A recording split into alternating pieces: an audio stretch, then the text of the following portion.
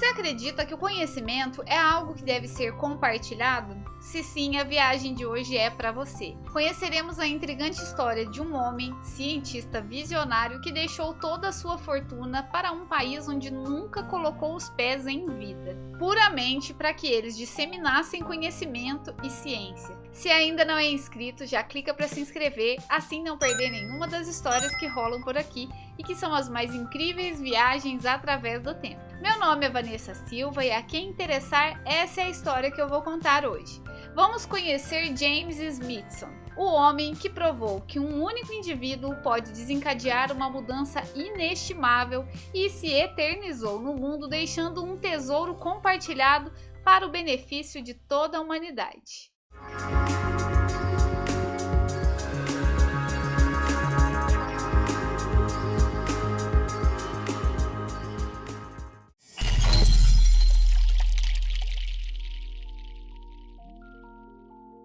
Uma grande área verde, o National Mall, se estende a oeste a partir do Capitólio dos Estados Unidos, que é o prédio que serve como centro legislativo, onde acontecem as reuniões do Congresso estadunidense. Localizado em Washington até o rio Potomac, esse local é preenchido por um conjunto imponente de museus conhecidos coletivamente pelo nome de Smithsonian Institution. Dentre os principais museus estão o Museu Nacional do Ar e Espaço. Esse é o mais popular dos museus do Smithsonian. Ele mantém a maior coleção de aeronaves e naves espaciais do mundo e também é um centro vital de pesquisa sobre história, ciência, tecnologia da aviação e da Terra, assim como ciência terrestre e planetária, geologia e geofísica. Quase todas as espaçonaves e aeronaves em exposição são originais. Ali está o Spaceship One, que foi o primeiro veículo do mundo construído e pilotado privadamente que conseguiu chegar ao espaço. O módulo de comando Columbia da Apollo 11, a primeira missão que colocou um astronauta na Lua. Uma das poucas amostras de rocha lunar acessível ao público. Também o modelo original da nave estelar USS Enterprise, usado na filmagem da série Star Trek. Tem também o Museu Americano de História Natural, onde a coleção totaliza mais de 125 milhões de espécies de plantas, animais, fósseis, minerais, rochas, meteoritos e objetos culturais humanos. E é o segundo mais visitado dos Smithsonianos. Tem também o Museu Nacional da História Americana, onde ficam artefatos, fotos e arquivos que datam o período colonial do país até os dias de hoje. Ao todo, 3 milhões de objetos e documentos constituem o acervo deste museu. O Museu Nacional de Arte Africana, onde ficam cerca de 12 mil objetos de arte africana e mais de 300 mil imagens fotográficas, que vão do tradicional ao contemporâneo. Ali também fica a Galeria de Arte Freer, que é dedicada à arte oriental e islâmica, reunindo objetos da China, Coreia, Japão e Sudeste Asiático. A Galeria Sackler, que possui uma coleção de arte oriental do Oriente Próximo e da Ásia. Também o Museu Hirshhorn e Jardim de Esculturas, que é um museu de arte contemporânea e moderna dos Estados Unidos e atualmente concentra sua coleção e planejamento de exposições principalmente no período pós-Segunda Guerra Mundial, com ênfase particular na arte feita durante os últimos 50 anos. Além destes, associados ao Smithsonian Institution estão a Galeria Nacional de Arte, uma das mais visitadas do mundo e onde existem artes valiosíssimas, o Centro John F. Kennedy para as Artes Dramáticas, e esse centro abriga diversos gêneros de arte performática, como teatro, dança, música clássica, ópera, jazz, pop e música folclórica. O Centro Woodrow Wilson para Pesquisas, que é um instituto que realiza pesquisas sobre tópicos como política social, estratégia política, economia, militar, tecnologia e cultura, e também é um memorial presidencial dos Estados Unidos. Além do Parque Zoológico Nacional, que também fica em Washington. Bom, mas hoje a gente está aqui não para falar desse grande e importante conglomerado de arte e ciência, e sim do misterioso homem por trás do nome desse complexo. Bem no meio do National Mall, no lado sul, se ergue um edifício com torres de pedra vermelha, uma espécie de castelo de fadas. que foi concluído em 1855. Em uma capela ao lado da entrada principal estão os restos mortais de James Smithson, um inglês que curiosamente nunca visitou os Estados Unidos em vida. Mas o legado extraordinário que ele proporcionou levou à fundação do que se tornou uma das mais notáveis instituições científicas do mundo, bem como um aglomerado de valor infinito de enormes coleções de obras de arte e artefatos. Então vamos vasculhar a vida deste homem e os porquês de suas ações. James Smithson nasceu em 1765 na França, para onde a mãe, Elizabeth Macy, havia fugido para evitar o escândalo de sua gravidez, cujo pai era Sir Hugh Smithson, que era casado com uma prima da rica viúva e que em breve seria o primeiro duque de Northumberland. Elizabeth pertencia a uma linhagem que descendia de Henrique VII, e ela estava decidida de que o filho iria superar o estigma da ilegitimidade. Quando James completou 10 anos, ela o levou de volta à Inglaterra e conseguiu naturalizá-lo como cidadão britânico. Mas apesar disso, ele foi vetado de algumas funções públicas ou militares, não poderia aceitar concessão de terras por parte da coroa, e assim, privado de oportunidades de carreira dos jovens abastados, James se voltou para as ciências. E vamos ver que isso foi um presente para nós, futuras gerações. Aos 17 anos, entrou para o Pembroke College da Universidade de Oxford, usando o nome de James Louis Macy. Rapidamente se tornou conhecido como o mais brilhante químico e mineralogista do seu curso. Em 4 anos adquiriu o grau de Master.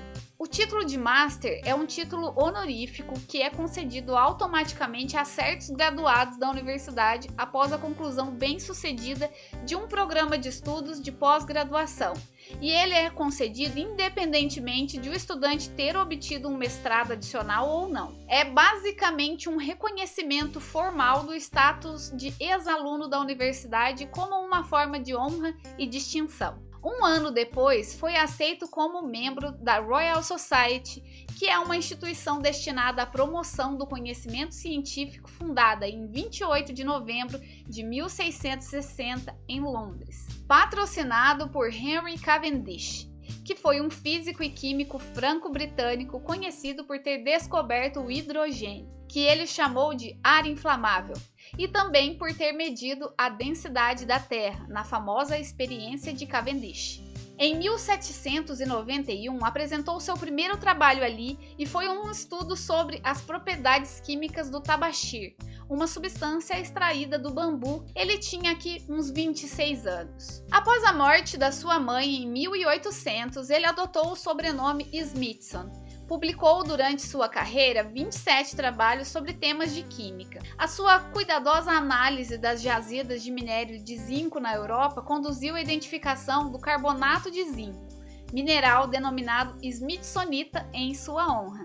Mas essa fama não encheu os olhos e a ambição desse solteirão abastado, que conheceu nas suas viagens pela Europa todos os grandes cientistas da época, homens cujo trabalho ele nunca poderia esperar igualar. Porém, seria imortalizado, e isso se iniciou em 23 de outubro de 1826. Aos 61 anos, escreveu seu testamento, e esse papel iria lhe trazer essa imortalidade.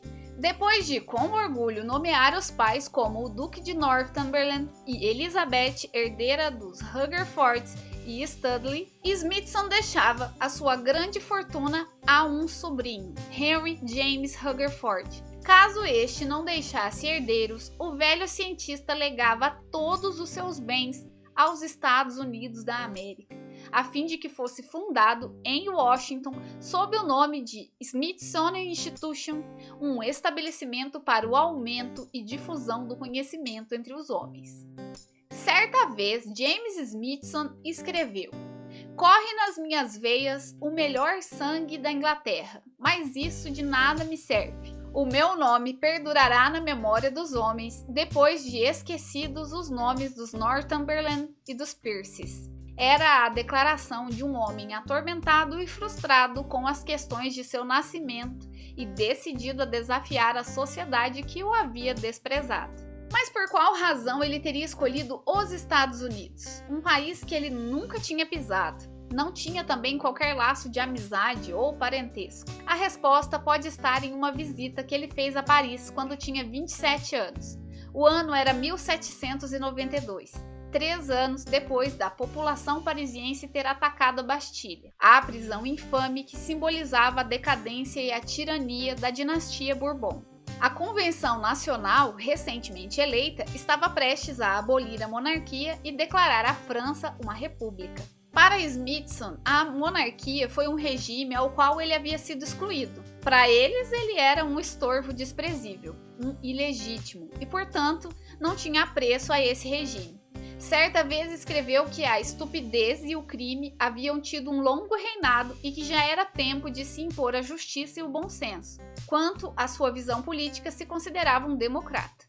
Infelizmente, a Revolução Francesa evoluiu para um reinado de terror. Ao invés da República, veio o Império de Napoleão. Mas lá do outro lado do Oceano Atlântico, uma experiência de autogoverno acontecia: os recém-criados Estados Unidos da América. O poeta Joel Barlow escreveu que a capital dos Estados Unidos seria uma nova Atenas, erguendo-se às margens do rio Potomac. Smithson ouviu de seu colega químico Joseph Priestley que ali aconteceriam as futuras grandes descobertas da ciência, que isso só poderia acontecer numa república e jamais numa monarquia. E aí, com todas essas informações, Smithson deu as costas para a turbulência e confusão do velho mundo, visionário que era, decidiu que seria um colaborador da construção dessa nova era. Em 1829, 3 anos após ter escrito seu incomum testamento, James Smithson faleceu e foi sepultado em Gênova, na Itália.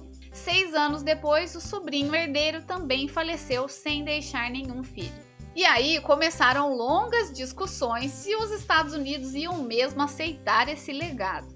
John Calhoun, que foi o 7º vice-presidente dos Estados Unidos, disse que o país se rebaixaria se aceitasse tais dádivas estrangeiras. Que bom que não deram ouvidos a esse pobre ignorante.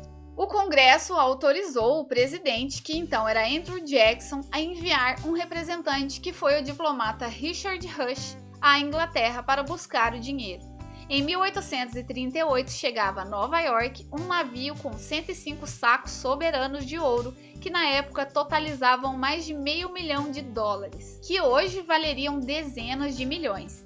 E depois disso, só lá em 1847 que foi colocada a primeira pedra do edifício em estilo gótico, que seria a primeira sede da Smithsonian Institution. E esse é o tal castelo de pedras vermelhas para o qual foram trazidos em 1904 os restos mortais de James Smithson, o homem que tornou aquilo tudo possível. O conselho de gestores da época se mantém mais ou menos como hoje, era composto pelo presidente do Supremo Tribunal de Justiça, pelo vice-presidente da nação, 3 congressistas, 3 senadores e 6 cidadãos comuns.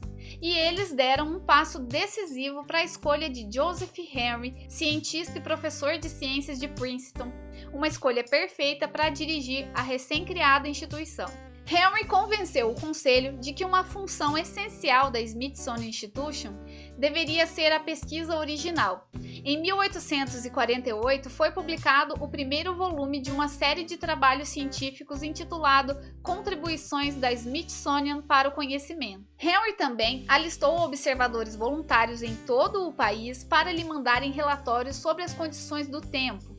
Essa rede se transformaria no Departamento Meteorológico dos Estados Unidos. Até os tempos de hoje, a Smithsonian Institution é uma guardiã incansável da história e da cultura, preservando tesouros e artefatos que contam a narrativa da humanidade, um oásis do conhecimento, dedicada à disseminação do saber que inspira a aprendizagem e oferece oportunidades educacionais enriquecedoras para pessoas de todas as idades. Por meio de suas pesquisas inovadoras, desvenda novas fronteiras de estudo e amplia nossa compreensão do mundo natural, da história e da ciência.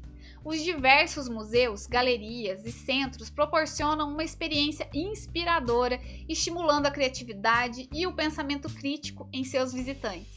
Abraçam a inovação em seus esforços, seja na utilização de tecnologias emergentes, na pesquisa de ponta ou na criação de exposições interativas que rompem fronteiras e conectam pessoas de todo o mundo. unindo culturas e compartilhando perspectivas para promover a compreensão global. A Smithsonian Institution desempenha um papel crucial na construção de uma sociedade informada, promovendo a conscientização e a mudança positiva em relação ao meio ambiente, história, ciência, e é um tesouro precioso para as gerações presentes e futuras.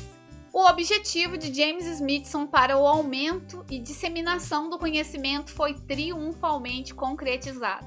E aqui chegamos ao fim de mais uma história que simplesmente amei. Eu fiquei emocionada com isso, adorei conhecer esse homem, essa mente generosa e visionária. Não me resta muito para falar a não ser muito obrigada, James Smithson. Para se juntar a nós e se tornar um viajante, não se esqueça de se inscrever no canal e ativar o sininho para não perder nenhuma dessas incríveis viagens através do tempo. Deixe o like, comente o que achou dessa história e, se possível, compartilhe com alguém que possa gostar do nosso conteúdo. Deixarei na descrição do vídeo as demais informações sobre o livro Os Grandes Mistérios do Passado, de onde foi baseado o nosso roteiro. Eu fico por aqui, uma ótima semana a todos vocês e até o próximo vídeo!